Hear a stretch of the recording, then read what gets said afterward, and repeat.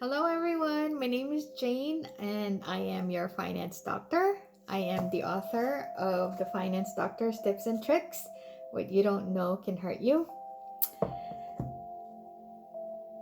Those of you who follow me understands that I don't only teach finance. I also teach mental science.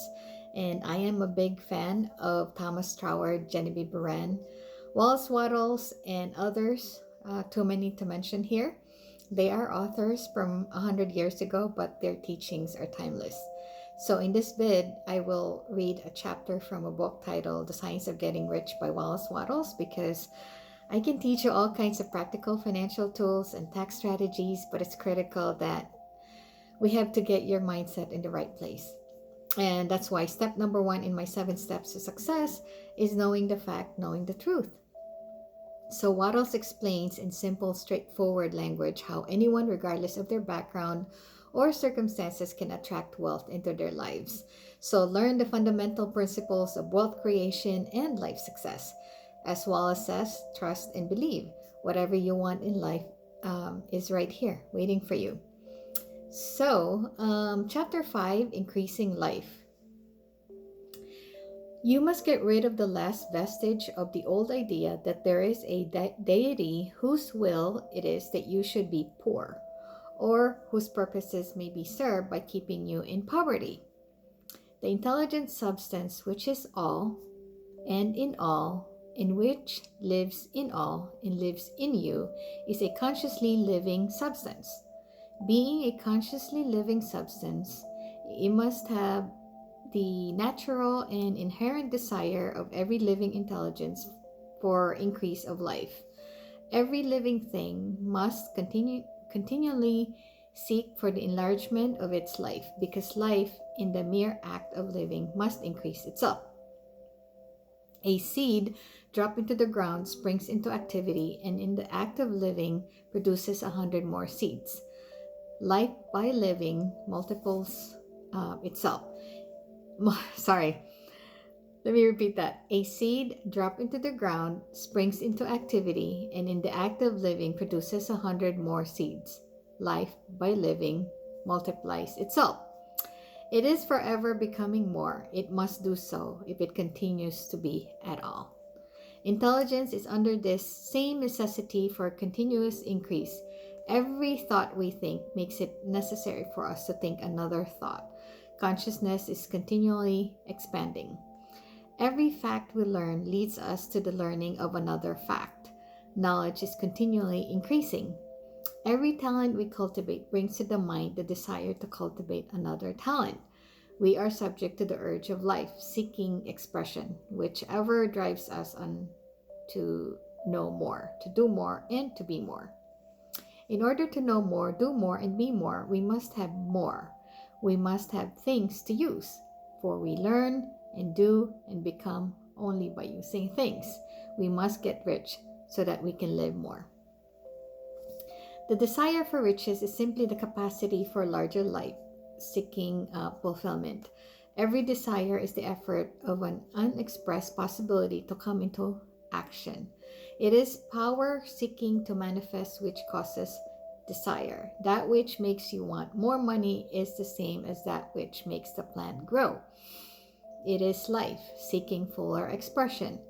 The one living substance must be subject to this inherent law of all life. It is permeated with the desire to live more. That is why it is under the necessity of creating things. The one substance desires to live more in you, hence it wants you to have all the things you can use. It is the desire of God that you should get rich. He wants you to get rich because He can express Himself better through you if you have plenty of things to use in giving Him expression. He can live more in you if you have unlimited command of the means of life. The universe desires you to have everything you want to have. Nature is friendly to your plans. Everything is naturally for you.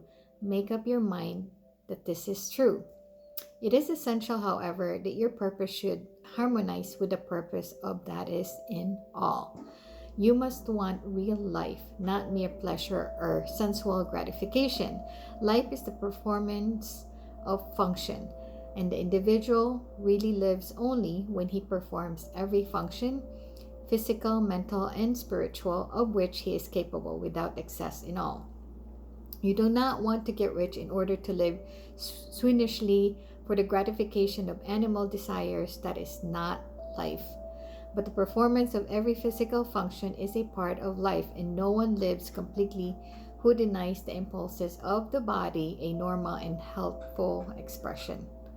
You do not want to get rich solely to enjoy mental pleasures, to get knowledge, to gratify ambition, to outshine others, to be famous.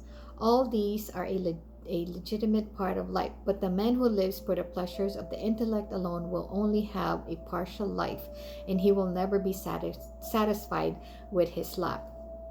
You do not want to get rich solely for the good of others, to lose yourself for the salvation of mankind, to experience the joys of philanthropy and sacrifice. The joys of the soul are only a part of life, and they are no better or nobler than any other part. You want to get rich in order that you may eat, drink, and be merry when it is time to do these things, in order that you may surround yourself with beautiful things, see distant lands, feed your mind, and develop your intellect, in order that you may love men and do kind things and be able to play a good part in helping the world to find truth. But remember that extreme altruism is no better and no nobler than extreme selfishness. Both are mistakes. Get rid of the idea that God wants you to sacrifice yourself for others and that you can secure His favor by doing so. God requires nothing of the kind. What He wants is that you should make the most of yourself, for yourself and for others, and you can help others more by making the most of yourself than in any other way. You can make the most of yourself only by getting rich. So it is right and praiseworthy that you should give your first and best thought to the work of acquiring wealth. Remember, however, that desire of substance is for all, and its movements must be for more life to all. It cannot be made to work for less life to any, because it is equally in all, seeking riches and life.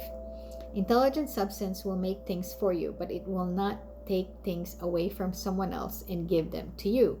You must get rid of the thought of competition. You are to create, not to compete for what is already created.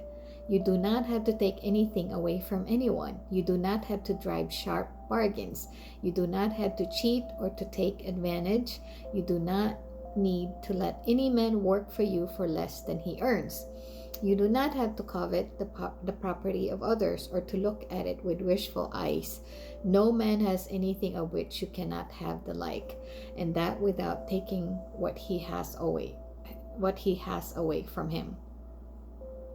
You are to become a creator, not a competitor. You are going to get what you want, but in such a way that when you get it, every other man will have more than he has now. I am aware that there are men who get a vast amount of money by proceeding in direct opposition to the statements in the paragraph above, and may add a word of explanation here. Men of the plutocratic type who become very rich do so sometimes purely by their extraordinary ability in the plane of competition, and sometimes they unconsciously relate themselves to substance in its great purposes and movements for the general racial upbuilding through industrial evolution. Rockefeller, Carnegie, Morgan, etc.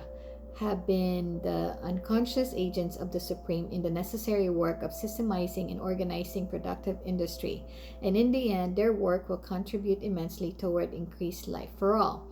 Their day is nearly over. They have organized production and will soon be succeeded by the agents of the multitude, who will organize the machinery of distribution. The multimillionaires are like the monster reptiles of the prehistoric eras. They play a necessary part in the evolutionary process, but the same power which produced them will dispose of them. And it is well to bear in mind that they have never been really rich. A record of the private lives of most of this class will show that they have really been the most abject and wretched of the poor. Riches secured on the competitive plane are never satisfactory and permanent. They are yours today and another's tomorrow. Remember, if you are to become rich in scientific and certain way, you must rise entirely out of the competitive thought. You must never think for a moment that the supply is limited. Just as soon as you begin to think that all the money is being cornered and controlled by bankers and others, and that you must exert yourself to get laws passed to stop this process, and so on. In that moment, you drop into the competitive mind, and your power to cause creation is gone for the time being. And what is worse, you will probably arrest the creative movements you have already instituted. Know that there are countless millions of dollars worth of gold in the mountains of earth, not yet brought to light. And know that if there were not, more would be created from thinking substance to supply your needs. Know that the money you need will come, even if it is necessary for 1,000 men to be led to discovery of new gold mines tomorrow. Never look at the visible supply. Look always at the limitless riches in the formless substance, and know that they are coming to you as fast as you can receive and use them. Nobody, by cornering the visible supply, can prevent you from getting what is yours. So never allow yourself to think for an instant that all the best building spots will be taken before you get ready to build your house, unless you hurry. Never worry about the trust and combines, and get anxious for fear they will soon come to own the whole earth. Never get afraid that you will lose what you want because of some other person beats you to it. That cannot possibly happen. You are not seeking anything that is possessed by anybody else. You are causing what you want to be created from formless substance, and the supply is without limits. Stick to the formulated statement. Here goes. There is a thinking stuff from which all things are made, and which, in its original state, permeates, penetrates, and fills the interspaces of the universe. A thought in this substance produces the thing that is imaged by the thought. Man can form things in his thought, and by impressing his thought upon formless substance, can cause the thing he thinks about to be created. All right, what I just read is from Wallace Wattles' book, The Science of Getting Rich, published in 1910. In chapter 6 of my book, I wrote the visualize and feel strategy. Learn this manifestation strategy. Apply the tips from the previous video that I recorded. It's called Structure Your Life Plan, where I shared 17 tips, and one of them is having a gratitude journal. I suggest that you start doing this so that it becomes a habit. Again, my name is Jane. I am your finance doctor. I've been a CPA for 20 plus years. I have a law degree, and I maintain licenses in insurance, real estate, and securities. And I can be reached at info@thefinancedr.com or call our office at 407-520-3586.